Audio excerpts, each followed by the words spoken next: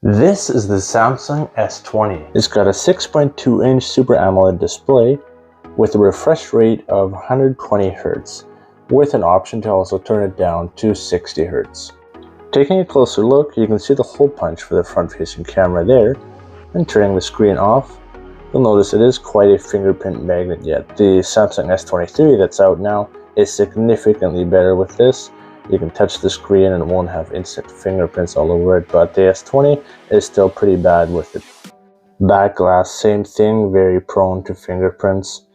It's rounded corners, so holding the phone in your hand, it feels nice and small and compact. I have I guess decently large hands, and the phone seems pretty small in my hands. I can easily just reach around the whole thing.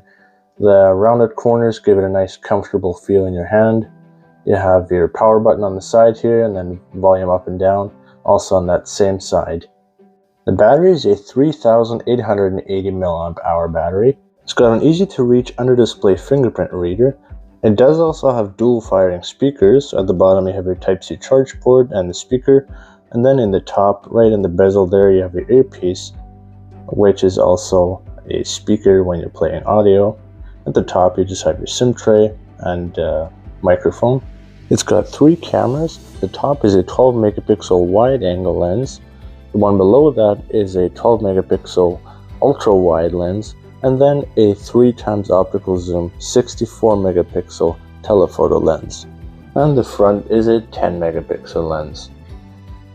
There is a bit of a camera bump, so laying this phone down flat, you have a little bit of wiggle. It's not significant, but it is a little bit. For typing, you should be fine, because if you're moving around down here, you don't really have enough leverage to be able to tilt the phone over, or at least not much. So for regular typing, when your phone is on a desktop, it will be fine because you're not hitting the phone that hard. It's really only when you start pressing down on this side that it starts wiggling. So the camera protrusion here is also not very significant. If you look at it this way, you can see it right there. It's not very significant, nothing crazy, so you can definitely easily deal with it. And this is the 5G variant running Android 13. Would I recommend buying this phone?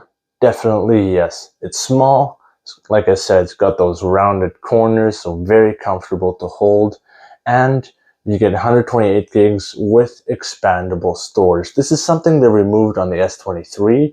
It also comes with 128 gigabytes, at least there's one variant with that much, but you don't get an SD card slot, so you can expand storage. If you run out, that's it, that's all you have. You'll have to start deleting stuff, and this still gives you that SD card slot, so if you run out of space, you can always put one in, and you have as much space as you need.